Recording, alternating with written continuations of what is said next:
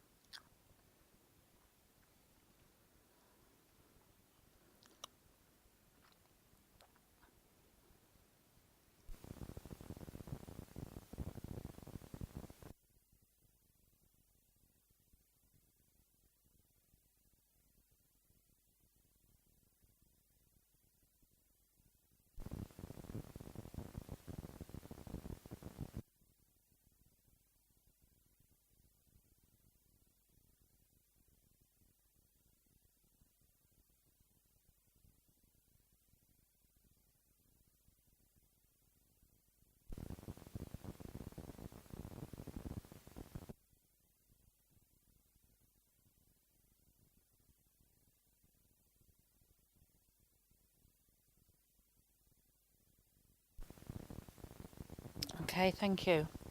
Please remain standing for prayers. Unfortunately, my chaplain, Reverend Canon John Hall, hasn't been able to make it tonight, but Councillor Alice Collins has kindly volunteered. Thank you. This meeting and all who take part.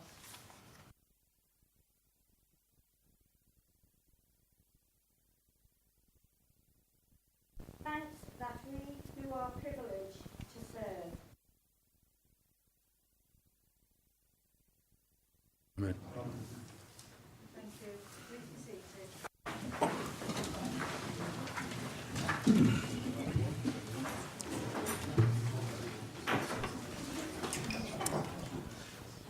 I understand that the leader, deputy leader and Councillor Moon wish to say a few words about Councillor Gordon McCann. Councillor Henderson, would you please do so now? Yes, thank you, Madam Mayor. Some of us, the Mayor, myself and others, were at Alderman Harry Taylor's funeral this week.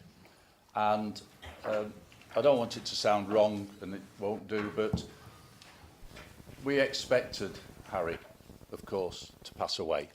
He was in his mid-90s and he'd been ill for quite some time. So it didn't come as a shock. When Gordon passed away, it did come as a shock. I, for one, didn't know that Gordon was unwell again, and it rather knocked me back. But since then, I've thought about my friendship with Gordon and Yvonne, and it's taken me back to when I first came on the council. Gordon came on in '91, so he was a very old hand by the time I got here. He was the chairman of one of the first committees that I sat on, and it was a privilege to sit with him as a chairman. He was an absolute gentleman, and he was one of Wyre's best ambassadors that we ever had. I learned quite a lot about being a chairman from Gordon, to be as fair as possible, to make sure that the meetings flow correctly, but to be right with everybody. Gordon's two things that he really enjoyed in the council was to be the chairman of the planning committee, which he absolutely loved being on the planning committee, and then of course being the portfolio holder for planning as well. And I learnt a lot off Gordon on the planning committee. What Gordon didn't know about caravan parks, especially over Wyre, nobody would know about them. He used to notice all the little tricks that they tried to get up to get planning passed. One of the great things I learnt off him that I tried to pass on many a time is that not only when you sit on that committee, which is vastly important, and licensing, but he used to say to me, keep reading the reports, David, just keep reading them 2, 3, 4, 5 times, because you'll miss something, and then you'll need to refer back to it. And he was absolutely meticulous in everything that he did when he came here. He was a believer of, if you fail to get ready, then you will fail when you get in here. On behalf, Yvonne, on behalf of the council, our hearts go out to you. Thank you, Madam Mayor. Thank you, Councillor Henderson. Councillor Vincent. Thank you, Madam Mayor. I knew Gordon for about 20 years. He was on the council in 1999 when I came on for the second term. He was a delight to know. He was polite, he was knowledgeable, and he was a very good speaker, although brevity was not a forte of his, I have to say. If Gordon started a debate, it would go on for a very long time. But at least it was something that was worth listening to. Him and Yvonne were a great part of the Conservative group life during the whole of that period. And to lose him and to lose Viv Taylor within a relatively short period of time is a real blow for the community of Priesel, Knott End. So he will be missed, and I, for one, will be there tomorrow to see him off. So thank you. Councillor Moon. Yes, thank you, Madam Mayor. Colleagues have spoken very well. A couple of weeks ago, I wasn't feeling at my best, and I received a text message from Yvonne, and it was almost impossible to respond to it there and then. But you know, Gordon, if you speak to people in the community, what they would say is, what a good bloke Gordon McCann was. And I defy anybody to find anything bad to say about him. You know, even in the latter stages of his career, he's still sitting up there with our friend David Bannister, keeping an eye on us and making sure that how we should behave. And I think if the members of Parliament could take an example of how people should behave, it would be Gordon McCann, a perfect gentleman, and I will miss him forever. Thank you. Councillor Shewan. Thank you, Madam Mayor.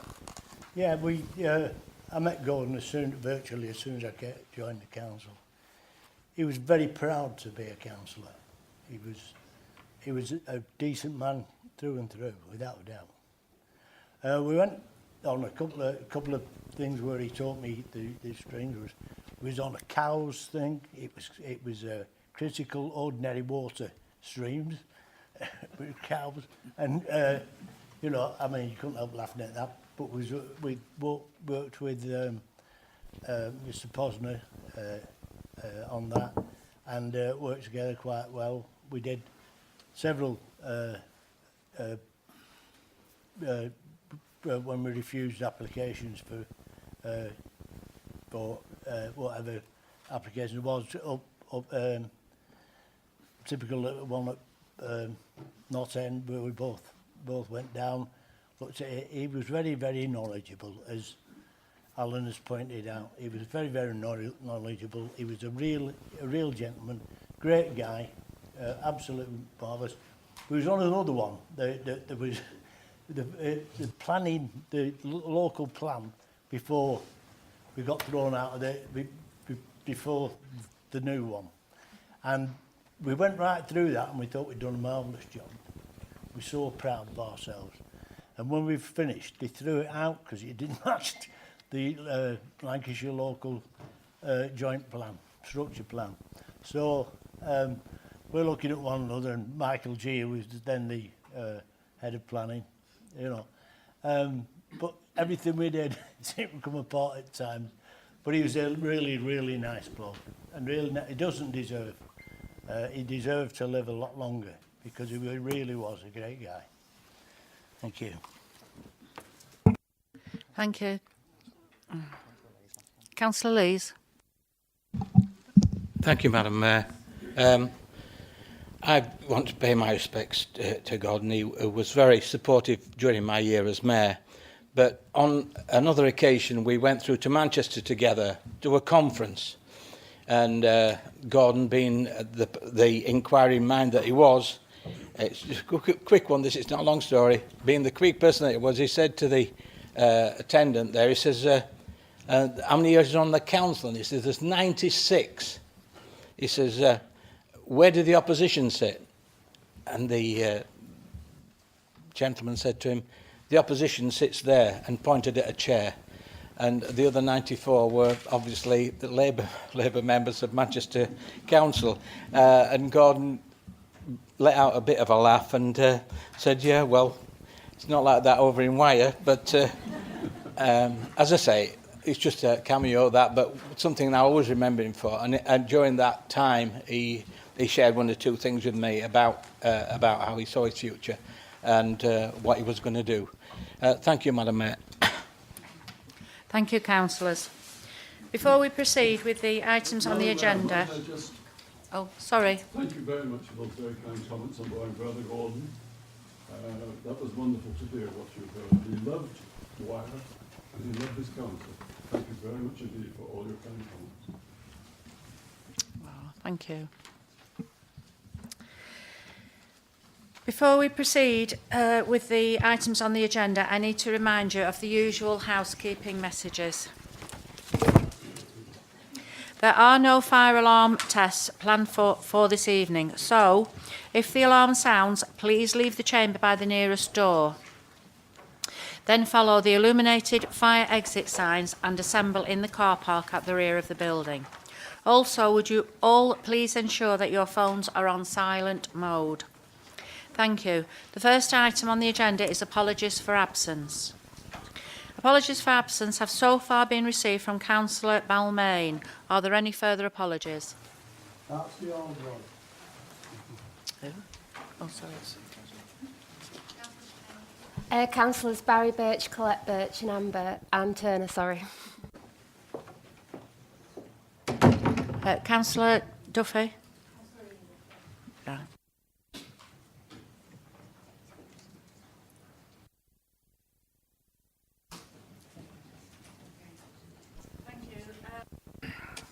The next item on the agenda is confirmation of minutes. We have 2 sets of minutes to be confirmed this evening. Can I please have a proposal that the minutes of the extraordinary council meeting on the local plan held on the 28th of February 2019 be approved as a correct record? Happy to propose those, Madam Mayor. Thank you. Is there a seconder for that proposal? Happy to second them, Madam Mayor. Does anyone want to comment on the factual accuracy of the minutes or propose an amendment?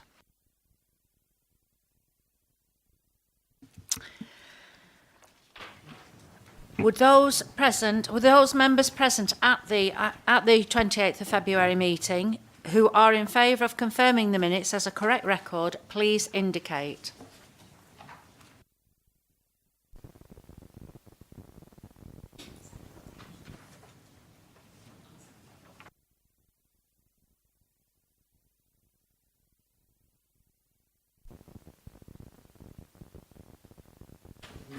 Those against?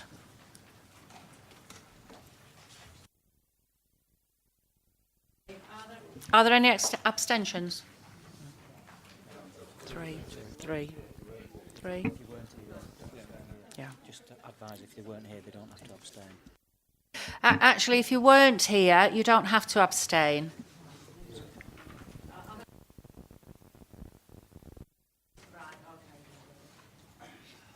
Thank you.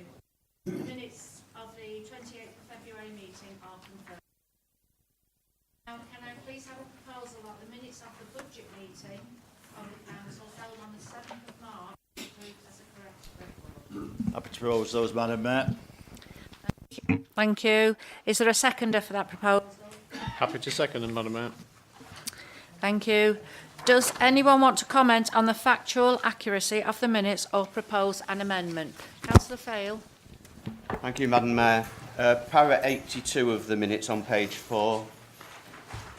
There is a typo in that the second sub-para should say biennial rather than biannual.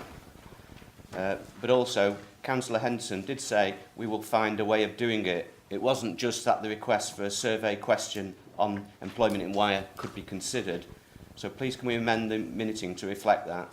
Can I propose, in response to comments made by Councillor Fail regarding the possibility of including a question in the Council's biennial resident survey, in order to collect employment in Wyre data, Councillor Henderson stated that we will find a way of doing it.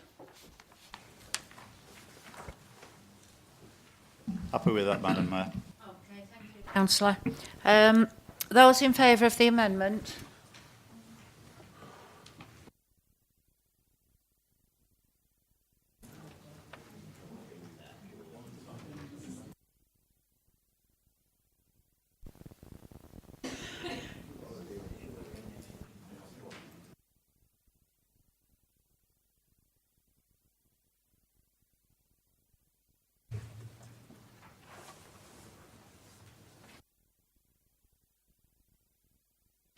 Any against? Any abstentions? The amendment is carried. So with that amendment.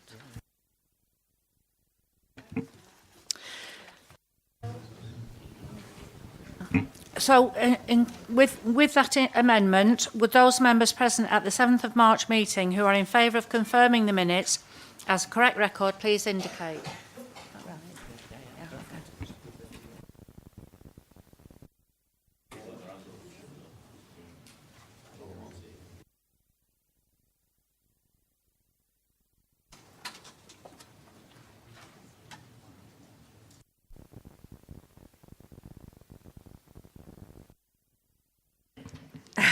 Any against?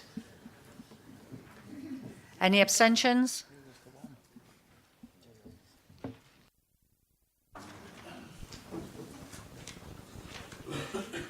The minutes of the 7th of March meeting are confirmed. The next item on the agenda is declarations of interest. Do any members have any interest to declare on any items included on the agenda? No, thank you. The next item is announcements. I have just a couple of announcements tonight. We had a fantastic evening at our mayoral ball on the 7th of March, and I was particularly pleased that one of our councillors won the second prize in the envelope draw. So congratulations to Councillor John Hodgkinson.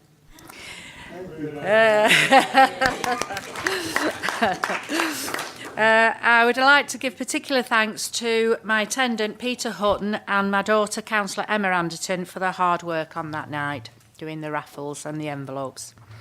Also, I'm hosting a fizzy afternoon tea at 1 p.m. on Sunday, 7th of April at the Mount Hotel, which will be the last of our fundraisers. You'll be very pleased to know. Thank you.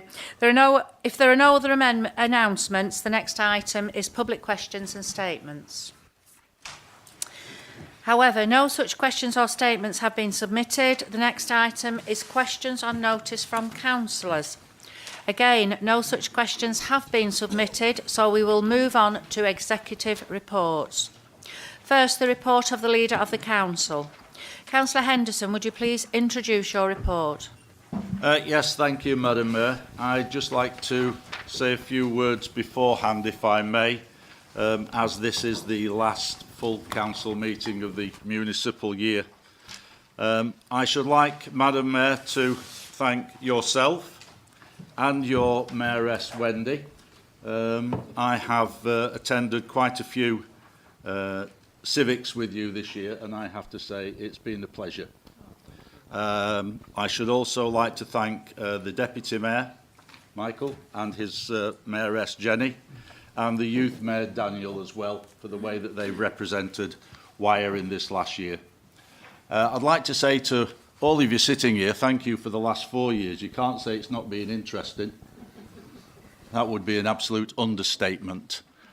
So therefore, I'm sure that if I am here, I will see quite a few of you back here.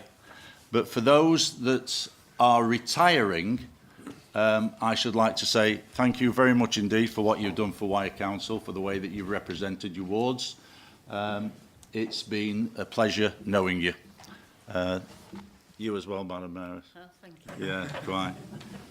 So therefore, Madam Mayor, the executive report, my report is before councillors, and I shall take any questions or comments. Councillor Fail. Thank you, Madam Mayor.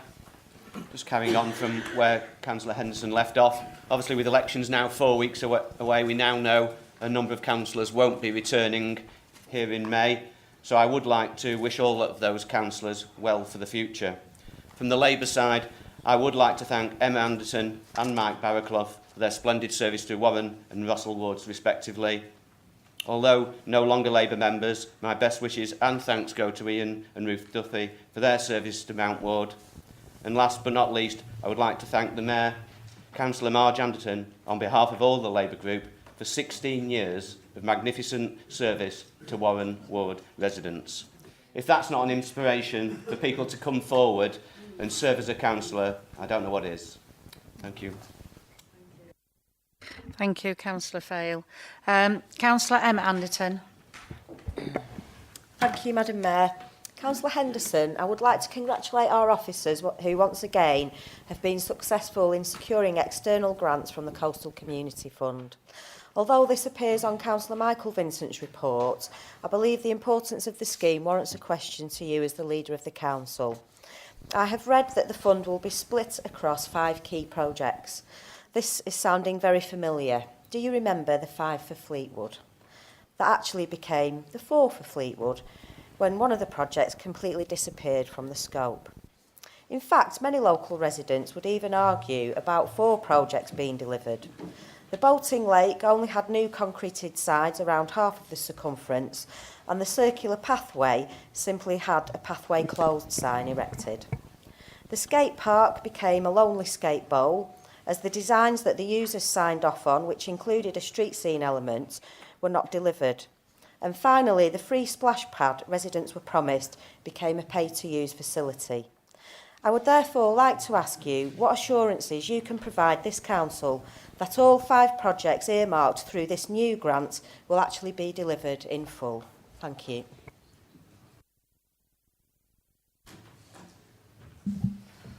I'm sure that when it comes to Councillor Michael Vincent's portfolio, he will more than likely give you a fuller answer.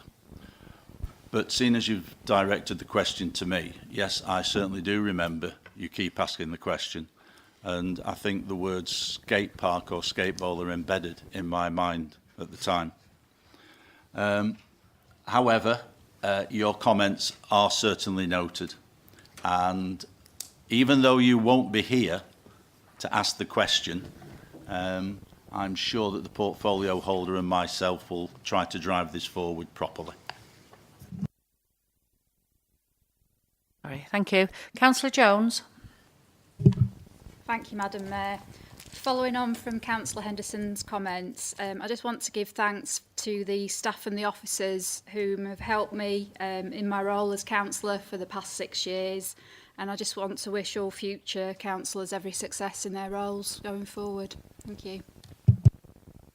Thank you. Councillor Ballard. Yeah, it's a question in reference to 2.2.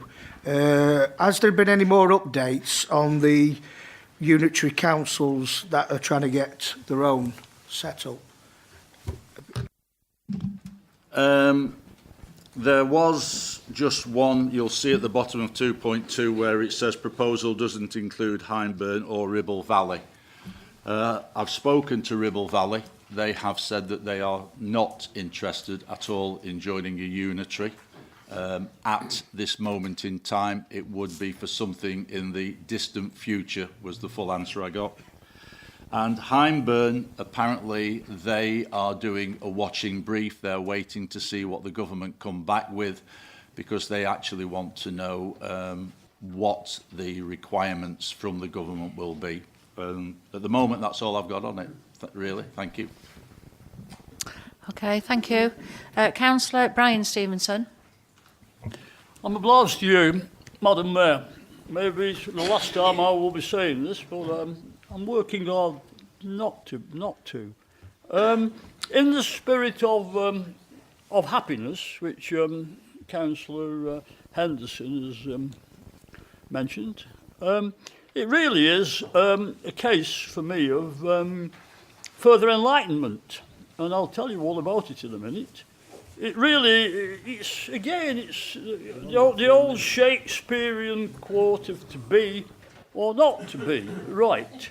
Now, at the last meeting I was here, I asked you, Councillor Henderson, how much increase you was receiving in your...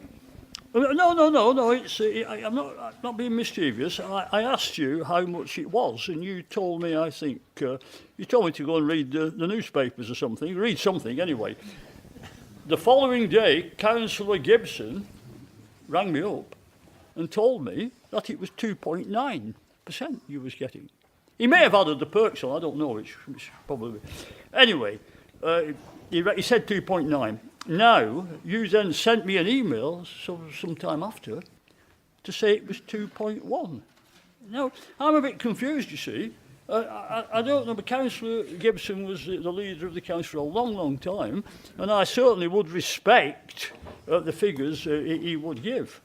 But you, of course, gave me totally different. So what it really is, just for you to say to me, straight from the horse's mouth, Brian, it's 2.1% I'm receiving. Now, if you say that, well, I'll accept it. I've got to do. Now, there's one final thing I want to say, Madam Mayor. I mean, in the spirit of, as well, of standing up or telling the residents of Wyre that, you know, you're a sort of a decent chap, which you seem to be. Would it not be right for you at this point in time that you've voted for less hours to work less hours as a leader and get more money for it? Would it not be not to accept that pay rise this year, just as just a sort of an offering of goodwill? Thank you.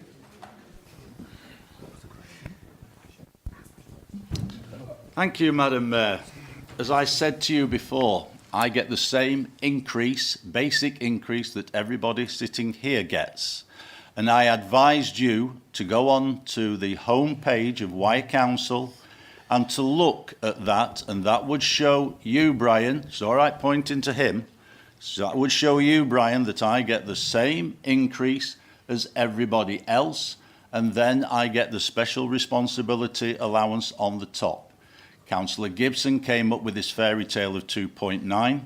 It actually was 2.1 because instead of me doing it off the back of a fag packet, I had the proper bean counters here to do it. And so it is 2.1. As for this reduction, when I was working full time and I was a portfolio holder, I gave up something like working full time. I did about 50 hours a week, and then I did my job as a portfolio holder. It now feels, even though I'm semi-retired, that I'm doing even more hours. So I would imagine that if I wanted to break it down to an hourly rate, I might even be lucky to push it for the national minimum wage. And whilst we're on about it then, let's go a bit further. I have never claimed anything extra. The only time I've claimed anything extra is on the occasions when I've attended Warwick University for training for the benefit of this borough. I don't claim travelling, I claim nothing. I hope that answers your question, and I'll see you in Tenerife next year while you're enjoying yourself.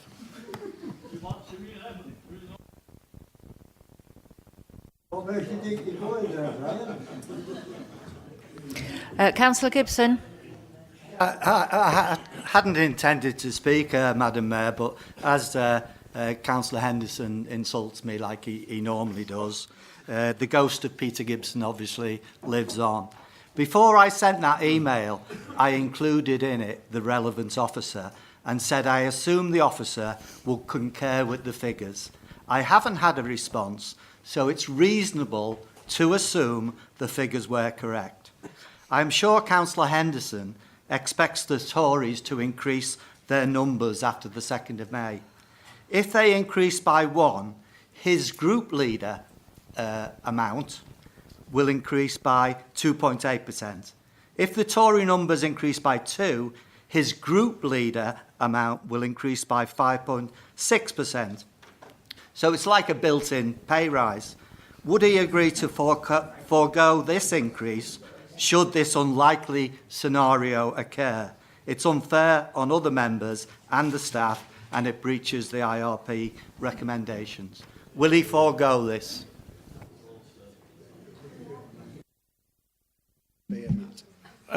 Madam Mayor, I'll half answer that. After what I've had to put up with from Peter Gibson over the last year with his emails and his innuendos and his social things, I think that the least I say is the soonest mended.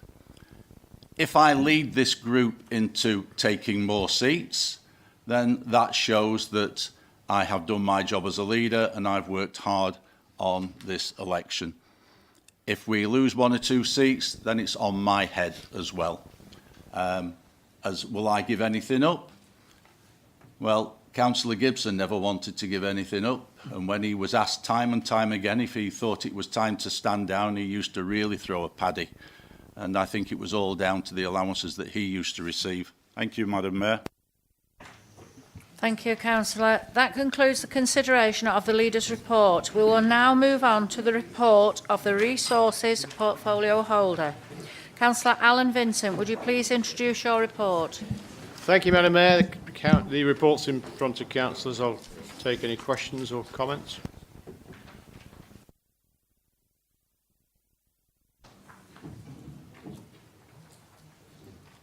Councillor Emma Anderton. Thank you, Madam Mayor.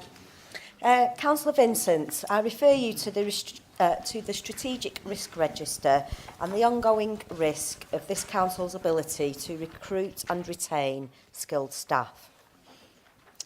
Of particular concern is the high turnover of staff at the Marine Hall in Fleetwood, and I'm sure you are as concerned as I am by the high attrition rates of staff in this one of our key venues. Do you have any idea why the staff turnover rate is so high? I would ask that you instigate a leavers survey to get to the bottom of why Wyre are struggling to retain officers in specific departments. Use of such a survey is common business practice and would allow any problems to be identified and subsequently addressed. Thank you. Okay. Not entirely sure it should be me, but I'll answer it anyway. Yes, leaver surveys are a fairly common feature in most businesses these days. However, in terms of turnover of staff, I think it's well known that the catering industry has probably one of the highest turnovers of staff of any industry, and therefore it shouldn't come as a surprise that we have the same issue that other people have. I think nationally there is a problem with finding staff in catering establishments. Why that is, I'm not sure. It obviously isn't an attractive proposition, presumably to people leaving school or coming through the system these days. However, I'm sure that whoever is responsible in terms of HR would look at that and see whether it's feasible to do a leavers survey. It might be an interesting thing to... Oh, I'm told we already do one, so the answer is we already do one. So do we know why the turnover rates are so high then? Have we analysed the surveys outcomes? We'll have to get back to you, Emma. Obviously, I don't know what's in them because I don't read them. Okay. Thank you. Councillor Fail. Thank you, Madam Mayor. At last week's Cabinet meeting, land at Bourne Hill, designated for use as a cemetery or crematorium, was redesignated to allow housing to be built there. The concerns residents had about building on this site still remain with regard to a lack of infrastructure and jobs to support the increasing population and the removal of green space. But with regard to the change of land use, there is obviously an impact on Wyre's ability to provide a 10-year supply of grave space, as per government guidelines. As you will recall, I raised the issue at Cabinet and suggested it may have been appropriate to defer the decision on redesignating the land use until such times as a forward plan was in place, showing how the 10-year supply is going to be met in all areas of Wyre. Although the decision wasn't deferred, there seemed to be agreement that the suggested forward plan should be put in place. This is not reflected in the minutes of the Cabinet.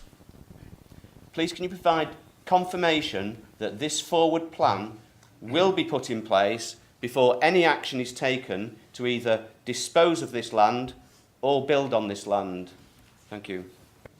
Well, Madam Mayor, first of all, Councillor Fale asked me to defer the decision for 6 months while a plan was put in place, and my response to that basically was we don't need to do that because this process will take longer than 6 months to come to fruition. So there will in any event be at least 6 months before that land is available for disposal. I have to say that the report that we had before us at the time showed that there was in fact already more than sufficient provision for a period in excess of 10 years at all the major sites that we operate as cemeteries at the present time. So to suggest that we don't have a 10-year plan is nonsense. We do have a 10-year plan, and in fact all the sites have a longer length of life left in them, if you'll forgive the analogy for a cemetery, over the next 10 years. In fact, one of the cemeteries from memory was 17 years, I think. We will obviously be looking at, and are looking at, the provision of grave spaces, and we want to make sure that we do have that. But the point I made at the time, and it's still valid now, is that the number of people who are being buried is dropping, and people are preferring to be cremated. And that's a trend that looks likely to continue. He mentions open space, and clearly the whole objective of this scheme is to try and provide some more green open space within this area.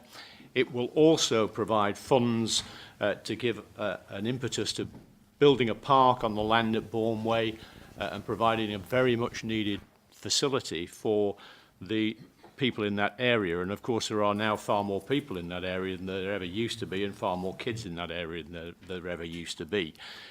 So by doing this scheme, we will have the money available to do the things that he wants us to do.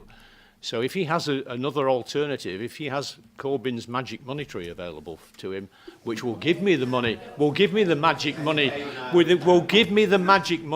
without actually having to do something to get it, then I'm all ears. But the plain fact is that there is no magic money tree, and we have to take our own steps to make sure that the money will be available for us to make the improvements in that area that are so necessary to be made.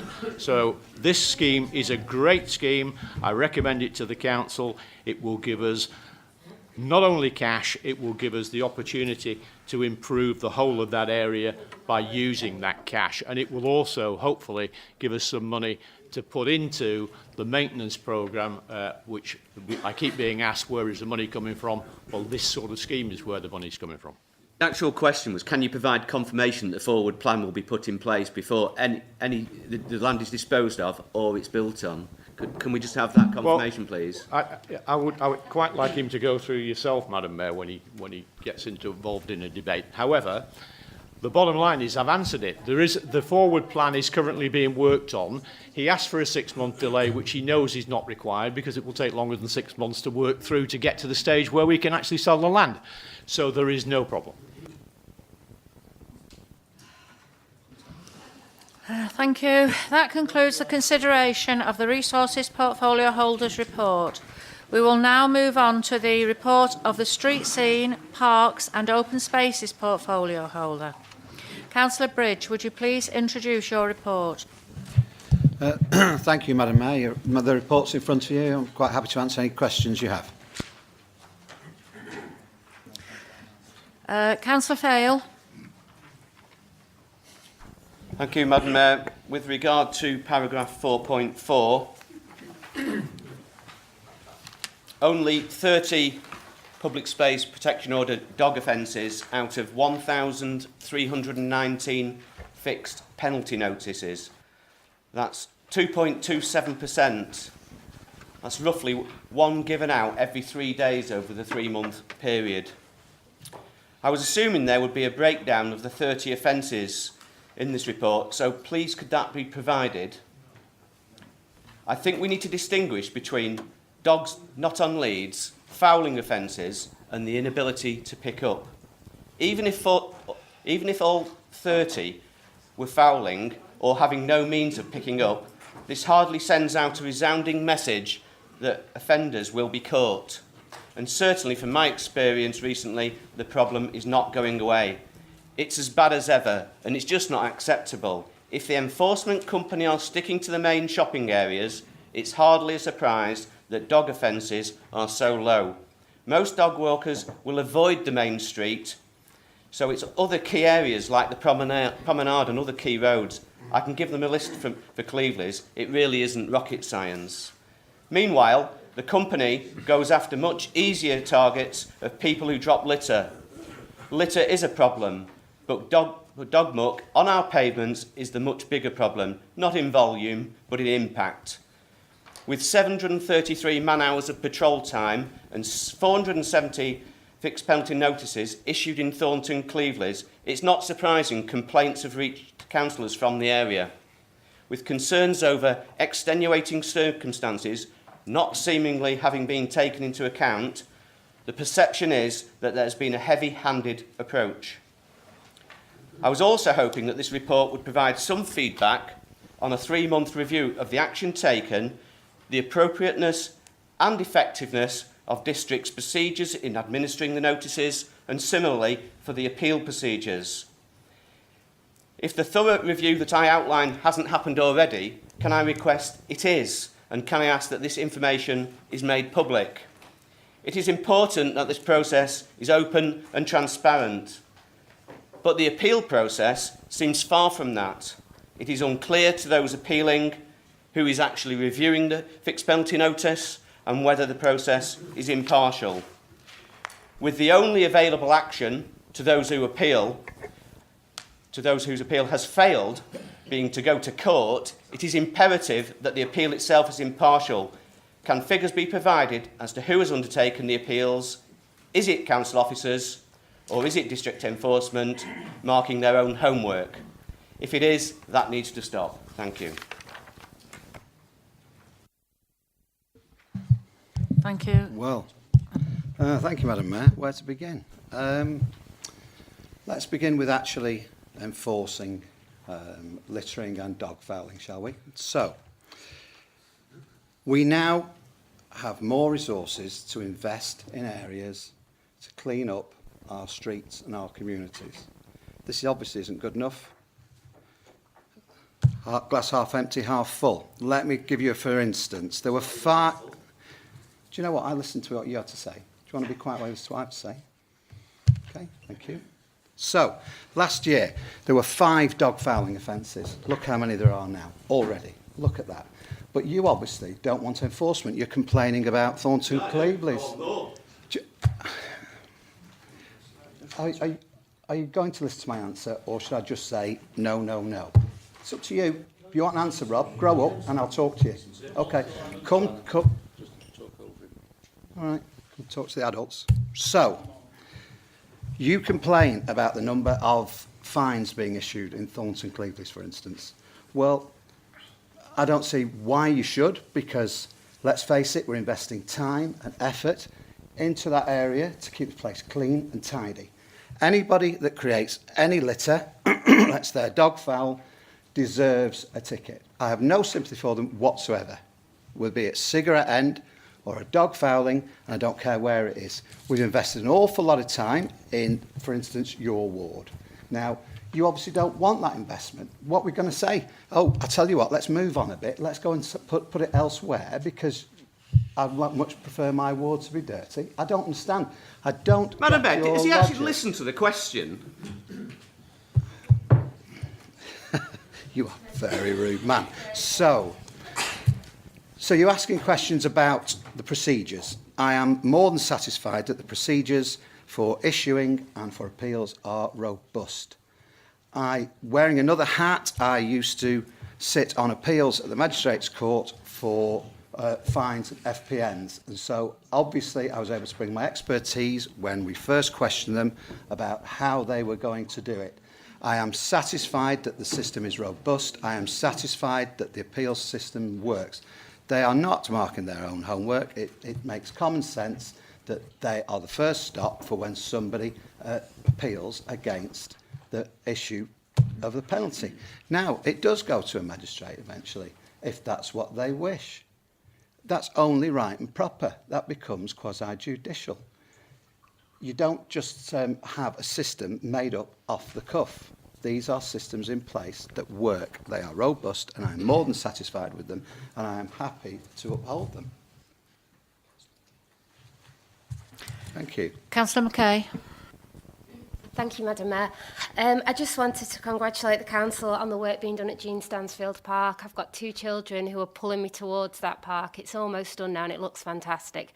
But also a big thanks to the Friends of the Park group. They do so much work at that park. And there's an opening day for the new playground, and it's bank holiday weekend on the Sunday, and I just encourage as many people to go to that event as possible. Thank you. Yeah, I mean, the Friends group is fantastic. We are blessed in Wyre with so many great Friends groups working in partnership with us. I mean, it is the way forward. Communities know what they need. Communities can help out. It's a virtuous circle when communities are involved in looking after their environment as well. Everybody wins. And I agree with you, the parks is wonderful. Thank you. Councillor Emma Anderton. Thank you, Madam Mayor. Councillor Bridge, I'd like to raise with you the state of neglect currently being experienced by Fleetwood's pitch and putt courses. Both the greens and the perimeter walls are in woeful condition. The issue has been raised several times with officers by the ward councillors. I have an email trail from a senior officer promising that the course will be enhanced in readiness for the spring season, dating back several years. Sadly, a promise that has not been fulfilled. The issue was also raised with another senior officer who sadly referred to this community facility as, I quote, a dog toilet. This area is a prime asset on Fleetwood seafront, and all I can say is shame on all of you. We were told that there simply wasn't the money to maintain the greens to the required standard. And yet recently, Councillor Vincent has admitted publicly that the council holds millions of pounds in reserves. Unfortunately, this attitude becomes a self-fulfilling prophecy. Wyre Council doesn't maintain the greens properly, and therefore the public doesn't use the facility. Would you agree with me that this area could be maximised as part of the Healthier Fleetwood initiative, as a form of gentle exercise and a way to reduce social isolation? If, as officers claim, there isn't the money to maintain the courses to the required standard, why not engage with Myerscough College, who actually run greenkeeping courses and whose students could potentially practice their art on our pitch and putt courses? I can't help thinking that if this public asset was anywhere but Fleetwood, it would be maintained, publicised and utilised to its full potential. Thank you.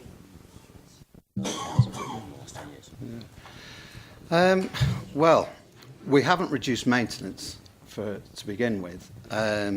We've spent over £62 million last 10 years in Fleetwood, and I can tell you that maintenance is still there. You're saying shame on all of you is what you said. It's very strong words, but I have to say the real shame is that apparently the officers emailed the councillors for their comments and input, and you haven't been back to us.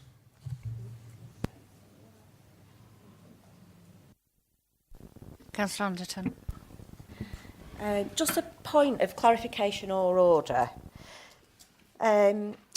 Officers emailed the councillors with a suggestion to actually change the use of from an 18-hole pitch and putt course. And this was on the back of the neglect of the courses and them not being maintained to the proper standard. So what's your answer? Well, actually, we won't maintain them at all. We'll change it into something else. They are pitch and putt courses. They used to be a well-loved and well-used facility, and if they were maintained correctly, then I'm sure the public would flood back to them. Thank you.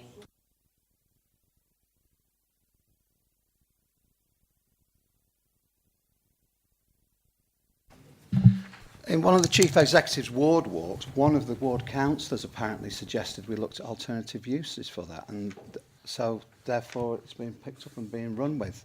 I believe I wasn't there, obviously. I can only tell you what I've been told, but I believe it was from one of the ward councillors' suggestions. Councillor Anderton. Thank you, Madam Mayor. On the ward walk, the issue of the neglect and the woeful state was raised. We were told there wasn't sufficient money. And then we find out there's millions upon millions in reserve. So that is a completely unacceptable response. The money should be invested in maintaining those greens to an adequate standard so that people can enjoy them. Why don't you go to the local schools in the summer and offer them as part of the PE lessons? There's lots and lots of initiatives that could be pursued to get people back on those greens again, and it starts with maintaining them. The perimeter walls, there's giant trees growing out of the concrete of the perimeter walls that I've reported several times. The perimeter walls are actually going to crumble soon because nothing is being done. Despite the fact that it's gone beyond 10 minutes for your last question, reserves are apparently earmarked. I can't say any other. Okay, I'm sorry, that concludes that session because our 10 minutes is up. So that concludes consideration of the Street, Scene, Parks and Open Spaces portfolio. We will now move on to the report of the Planning and Economic Development portfolio holder. Councillor Michael Vincent, will you please introduce your report? Thank you, Madam Mayor. Before I start, if I could just pay tribute to Councillor Ron Greenoff, who is standing down at the election. Ron is currently my fellow councillor in Carlton. Patsy Ormrod, who was a co-ward councillor for many years in Victoria Ward, and also to Kerry Jones, who was vice chairman of ONS when I was chair. They've all been excellent councillors, and I wish them all well. To answer Councillor Emma Anderton's question with regards to the Five for Fleetwood scheme, the new Five for Fleetwood scheme, well, I probably shouldn't have said that because I'd like to avoid calling that at all costs. The money is earmarked. There's £1.2 million, including match funding, which is earmarked for improving the market, an introduction of a better outdoor food market, an interactive trail from Cleveland to Fleetwood, 3 new digital signs, one in Cleveland, one on Lord Street, one on the Cove and Cleveland, and then there's a sort of shared artistic space above Fleetwood Market. That is what is intended for every penny. There is no plan to deviate from that, and we will deliver those 5. I don't want to get into the argument about skate park or skate bowl and the beach huts, but it is accepted that that could have been handled better. Okay, we have no intention of deviating from this plan, and we will, assuming we are returned as a ruling executive, we will be looking at the beach huts to see if we can improve them for the people of Fleetwood and Wyre. Happy to answer any further questions. Councillor M. Anderton. Thank you, Madam Mayor. Councillor Vincent, I've raised this subject with you several times now. On the 5th of July 2017, the Planning Committee approved application 17-00126, outline major, the proposed development of 15 apartments on the former pier site in Fleetwood. The status of this application is still decision pending. You are the portfolio holder responsible for planning matters. Are you not embarrassed that 21 months later there is still no decision on this controversial application? My question to you tonight, Councillor Vincent, is simply this. How long are you, as the responsible portfolio holder, prepared to let this shameful situation drag on? Once again, I urge you to bring this application back before the Planning Committee, this time with a recommendation to refuse on the grounds that a suitable Section 106 agreement has not been signed. Thank you. Thank you, Madam Mayor. Councillor Anderson doesn't actually expect me to comment that I, as a portfolio holder, would ever suggest to the officers or to the planning committee how they should vote. I would never do that and won't start now. My responsibility is ultimately for overseeing planning, policy and economic development. The planning committee is quasi-judicial. The planning policy is the planning department supports them. However, quite simply, Councillor Anderson, I agree with you that this is taking too long, and in the event that we don't have something in place in the next 3 months, it will be brought back to committee. It will then be for the committee to decide what they make of it at that point. Thank you. Councillor Turner. Thank you, Madam Mayor. There's been more than just a sniff of a suggestion tonight that perhaps this administration doesn't represent Fleetwood as it should. And what I'm going to ask the portfolio holder is, does he agree with me that if we want to talk about representing Fleetwood, perhaps it's wise to look inward at your own MP, who in the Brexit negotiations recently went against what the people of Fleetwood voted for.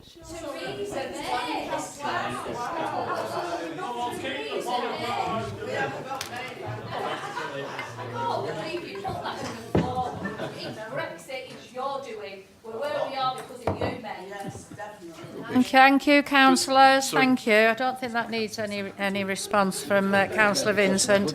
That concludes the consideration of the Planning and Economic Development Portfolio Holders Report. We will now move on to the report of the Neighbourhood Services and Community Safety Portfolio Holder. Councillor Berry, would you please introduce your report?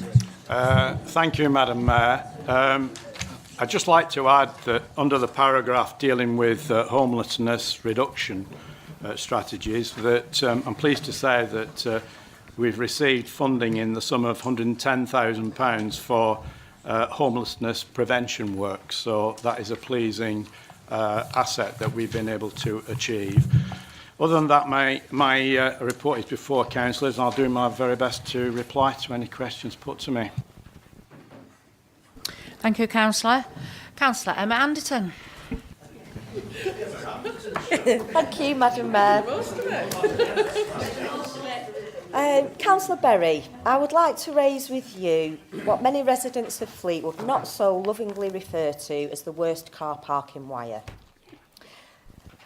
This car park is situated at the gateway to Rossall Point Observation Tower, which I'm sure you will agree is a proud asset to the Fleetwood coastline.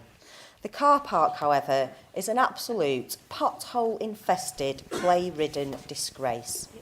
As ward councillors, the state of this car park was first raised and documented on the Warren Ward Walk report in 2012. Subsequent requests for this car park to be tarmacked have been raised, the most recent being on another ward walk in 2018. During this time, somewhat surprisingly, 2 areas within the ward have benefited from resurfacing work.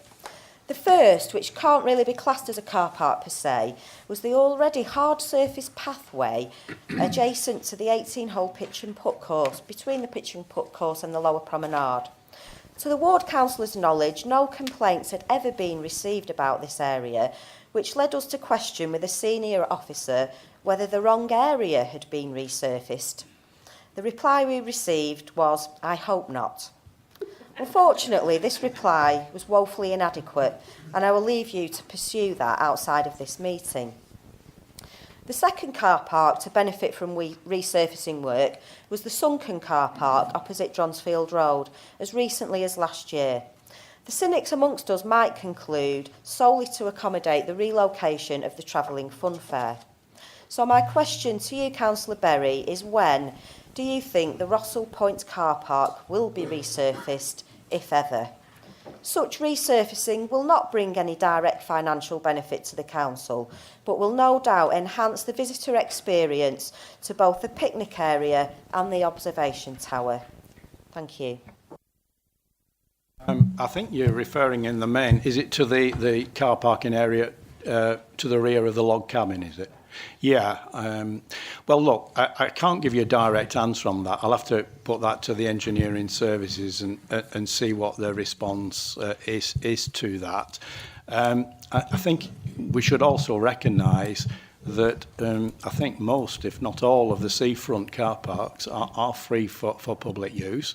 And that means that we don't get any revenue from them. So that is always a battle that the council has always got to fight. We want to encourage people to use the splendid facilities that we have in Wyre, and many of those car parks are free to use. And it just proves the point that we do need some sort of income coming in to be able to maintain our car parks. So I will put it forward. I know it's a popular area. I know there's there for children can play, and it's a lovely area. So I will put it forward to them to see if it can be put on a future budget. But at the moment, I can't answer your question to say whether it's on a budget at the present time. Thank you. Councillor Atkins. I would just like to say care and repair, I think, comes under you, doesn't it? Well, I'd like to say a very big thank you to the efficient way they've looked after an elderly couple who contacted me as regards what he called his killer steps, and that this has been done so efficiently that it's great. So if you pass on my thanks, please do. Thank you for that. It's amazing how many people do appreciate the service, and I think my report does highlight the issues that we have if funding is withdrawn, and that I can assure colleagues that a very, very strong response has been put in by the service director to that consultation, and we as a council are doing our very, very best to maintain that funding for this council. Thank you. Councillor Collinson. Thank you, Madam Mayor. This is more of a comment and a thank you, if you could pass on my best thanks to the police. We recently had a visit last year, lambing time. This is obviously there's more victims than humans, there's animal victims. Dog attacks on sheep or lambing. So a lot of the people in the rural community suffer from dog attacks. When I went to the seminar at Lancaster, this was said that they would look into it, and they was forming a group from a rural police, and I got a visit last week from 2 officers who actually witnessed the dog attack that we had. We lost 9 lambs and 2 ewes, and 1 ewe had twins inside her.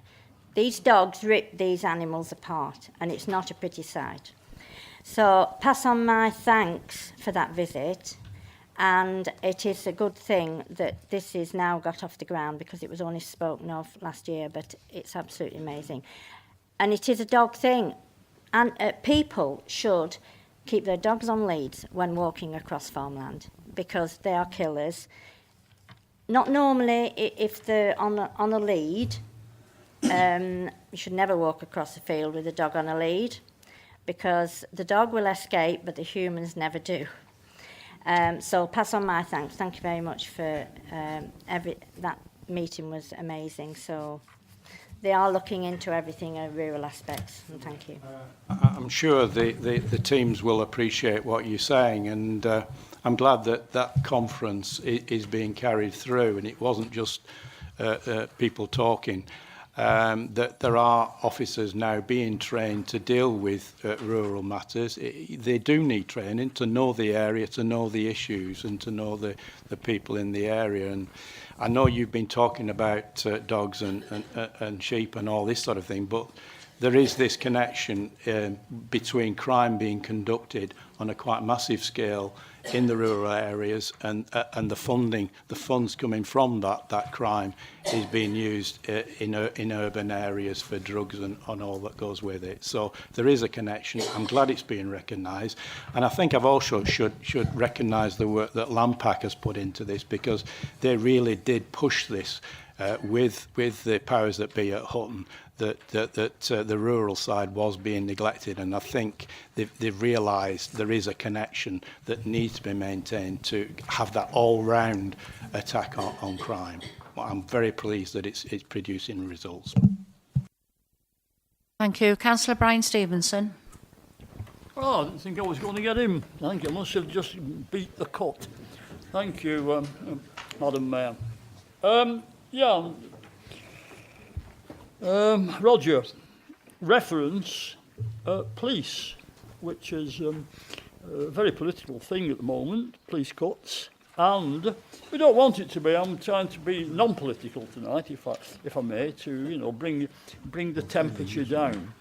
Paul Maynard, in his last newsletter last August, I think it was August or September, said that we must ensure that sufficient resources are given by putting more police on the beat and more police officers about, and that they are provided with the resources they deserve. He said that.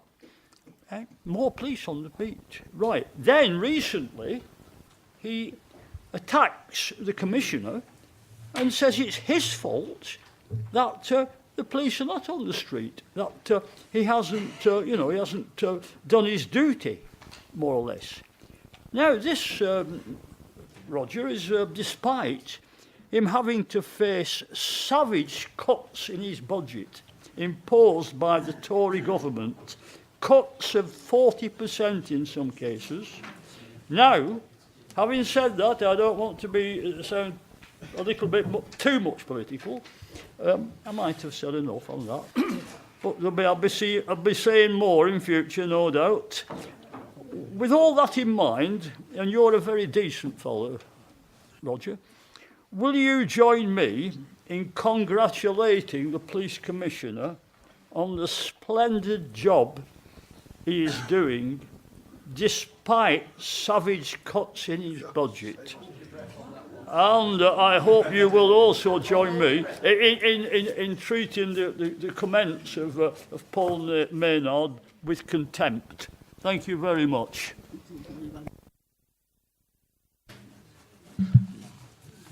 I think you've covered. I've covered in the past my views on this subject. It is a fact that the cuts to the police have been in the region of about 22% over a period of time, which is far, far less than other public services. But recently, the police funds have been increased by the government in the last 2 or 3 years quite substantially. I think the last increase was a 2% increase. And I think also in answering your question, we should bear in mind the increase in precept, the police precept, that the residents of Wyre and other areas of Lancashire have had to face.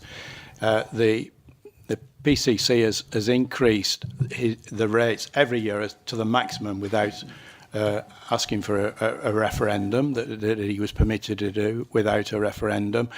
And in the last round, we have now faced an increase of 13%. He's put 13% on the rate bill of every resident in Lancashire.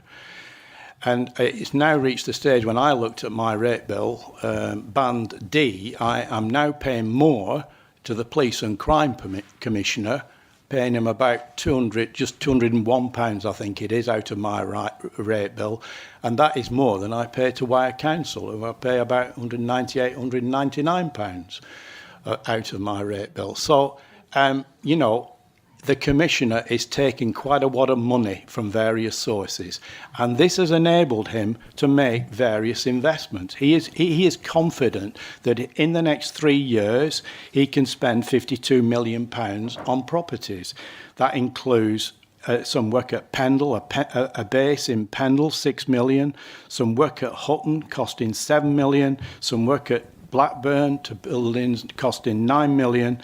And he's also going to set up a new public order training facility costing £7 million. So we're not talking about a cash-strapped commissioner. He's not cash-strapped. And the answer to your question, as far as I'm concerned, is he's appointed a deputy who is making visits in Cleveland and Blackpool area. He's seeing what he sees, and if he feels that there's anything wrong, he should be taking that up with Clive Grunshaw. So let the deputy do his work and take on board any concerns that you may have and other residents may have about policing numbers. Don't come on me, come on them. Councillor Berry, I'm afraid we've exceeded our 10 minutes, so that concludes the consideration of the Neighbourhood Services and Community Safety Portfolio Holders Report. The next report is from the Leisure, Health and Community Engagement Portfolio Holder. Councillor Bowen, would you please introduce your report?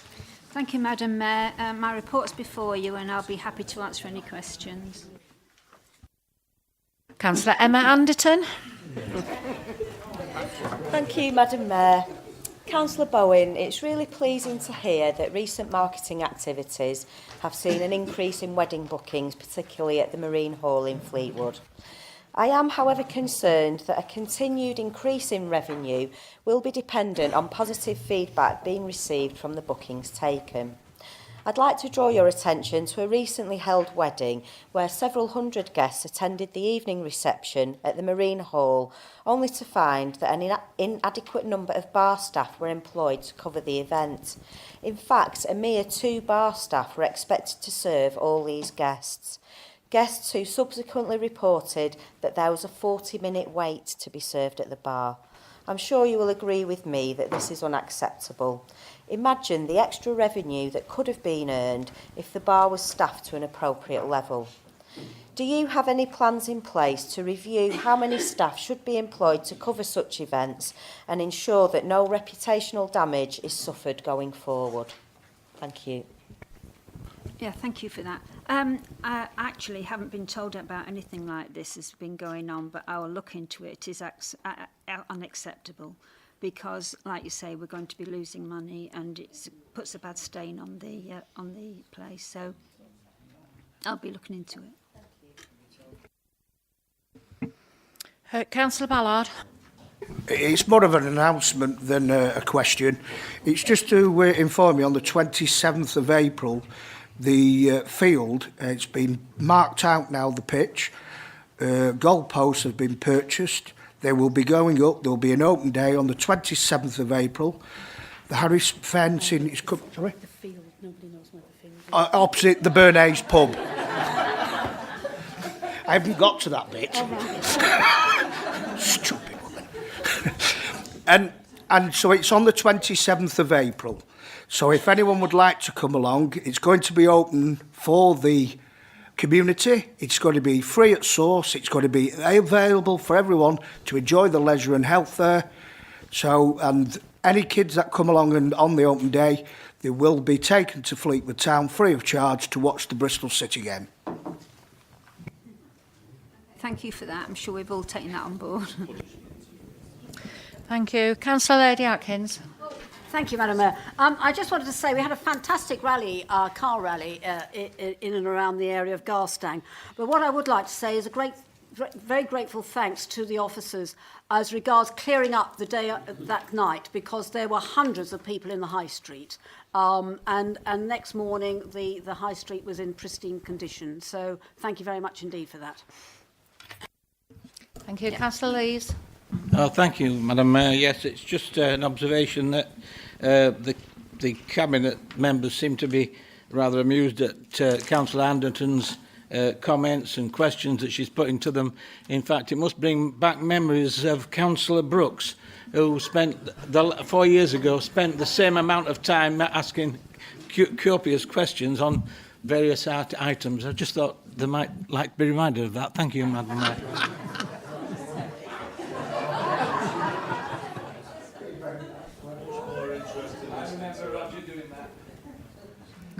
Thank you. Councillor Robinson.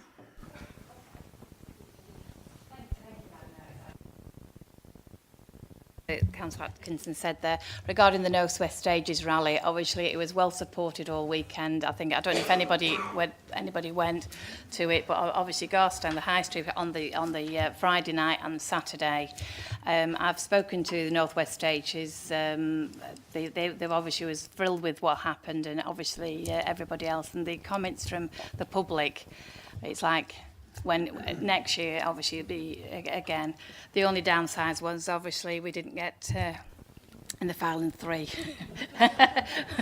We had a bit of a breakdown at Wheaton stages. So anyway, I'd like to thank as well the officers for cleaning up as well. Thank you. Councillor Turner. Thank you, Madam Mayor. Well, I can't agree more with what has just been said about the rally, the Legends Rally. It was absolutely fantastic, really good for the area. And I was actually speaking to one of the organisers today, and they're committed, hopefully, to bringing it back next year. So that's good news. Where I met this man today, I was at the open day, which we held at the Visitors Centre in Garstang to publicise the Walking Festival, which takes place between the 4th and 12th of May this year. Bookings were really brisk today. Already some of the walks, the guided walks, are in the Trough of Bowland and other surrounding areas in Wyre have been booked up already, but there are obviously places still available. So if we can put this out to in our wards, that would be, I think, received gratefully. Thank you. It's just like an advertising feature. Yeah. For the walking festival, it's fantastic. It's getting busier and busier every year, and I'd just like to say a big thank you to all the volunteers that make it possible. They work really hard. They go out on all the walks beforehand to make sure they know them and all the hazards, and it's a really, really good thing because this council likes to really encourage physical exercise. Thank you. Oh, and I'd like to pass that on to the officers about the streets being cleaned, and it was a fantastic rally. Well, I thought it was anyway. It's a shame about the ending. But it was so busy, and it was fantastic for all the businesses because they were completely booked up, all the bed and breakfasts and the hotels, and all the pubs did really good trade, fish and chip shops and everything. Yeah, thanks. Councillor Allison. I just wanted to say I thought it was really good that the local event organisers network are offering these training courses. Having been involved with organising local events and having people on these courses, it's really, really useful because it's so difficult now to, follow all the procedures and do everything that you need to do. And so to offer these free training courses for people that are volunteers and giving their own time is absolutely fantastic and really useful. Yeah, I agree with you there because a lot of the gaolers were in trouble because the police didn't want to police them anymore. So these volunteers have now stepped in to do that job, and they're doing a really good job. Thank you. Thank you. Councillor Ibbison. Thank you, Madam Mayor. I feel like I've been a bit usurped. And also I feel a bit miffed because I thought I caught your eye even before Emma.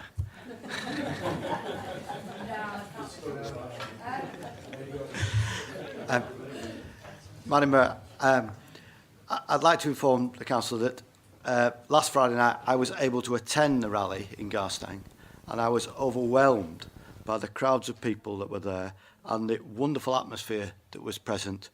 It completely engulfed the high street in Garstang, and I don't know how many people there, but I was amazed by it.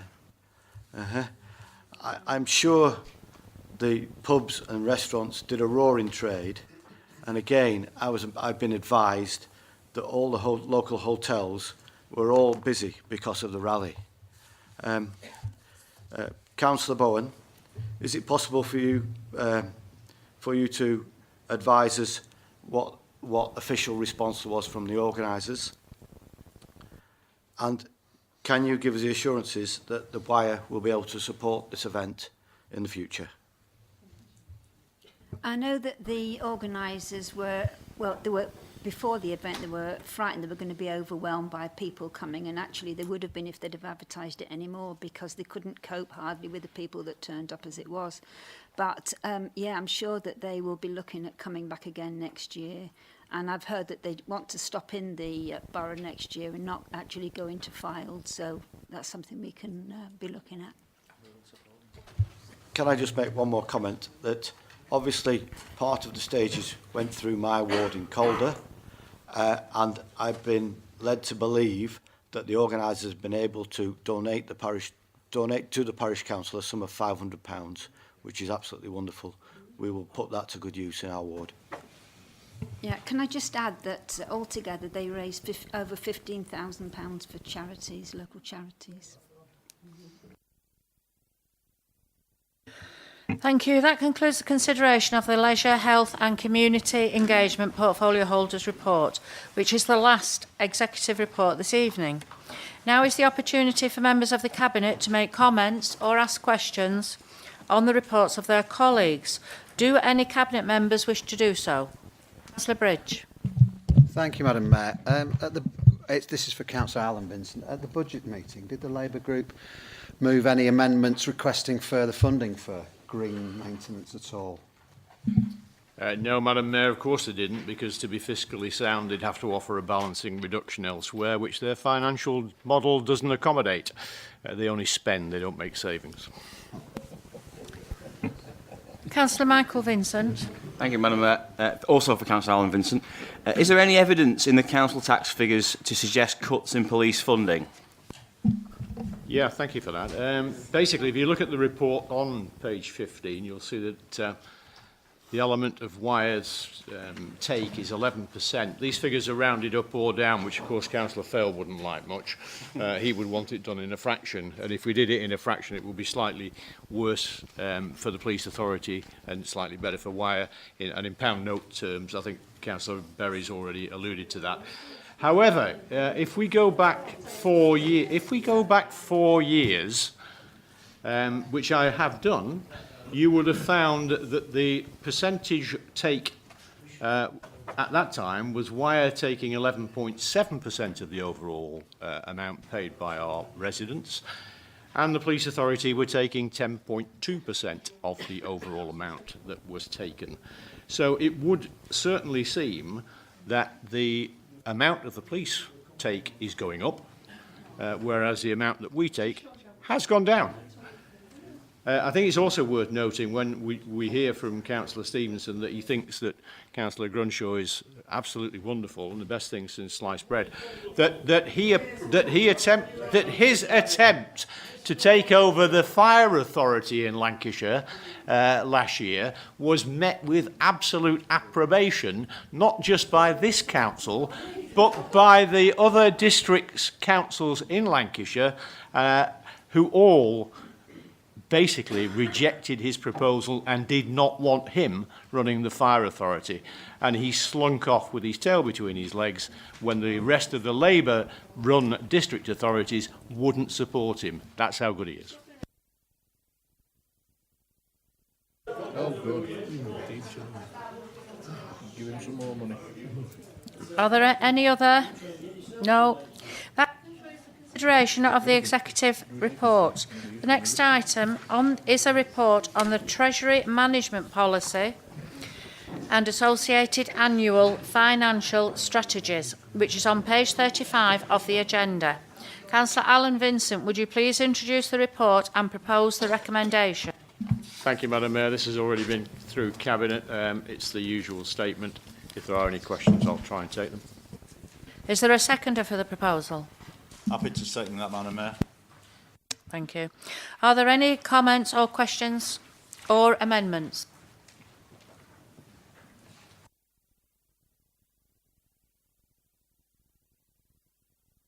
Councillor Shewan. Thank you. Yeah, looked at the report, went through it, and it exposes the Alan's whole shop for selling everything off and buying nothing.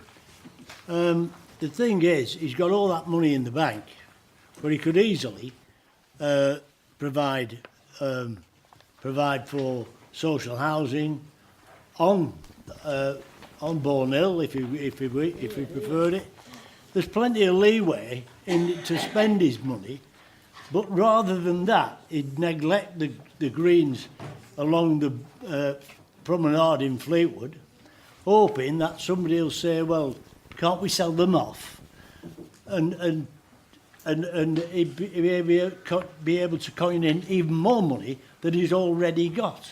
He's got a great deal of money, purely and simply because he sells that much and buys nothing worth having.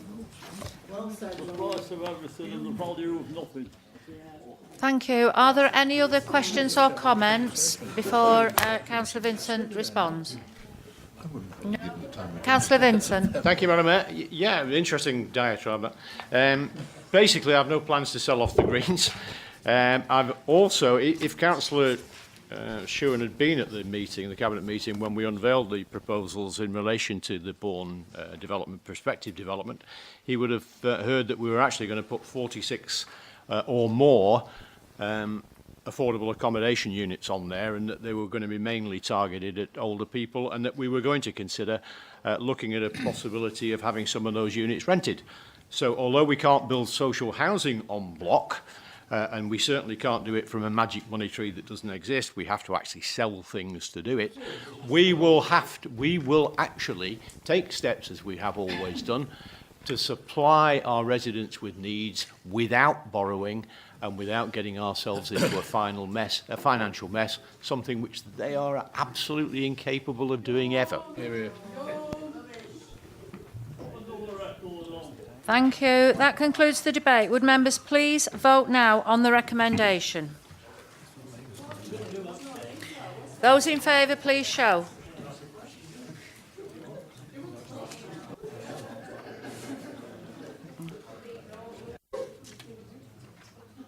Why do they count every time? Why are they just saying majority?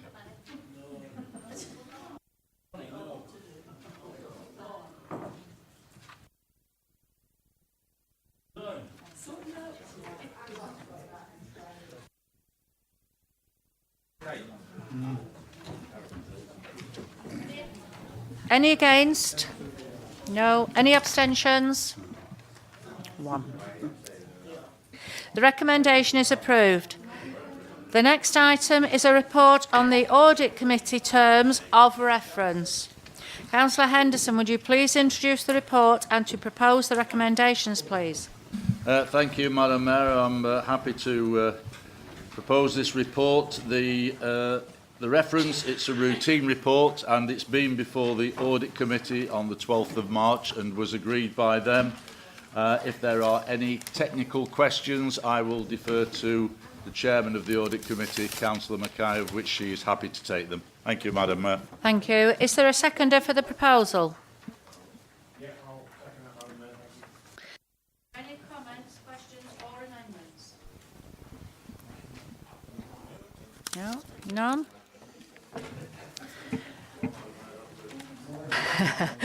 Would members please vote now on the recommendations? Those in favour, please show.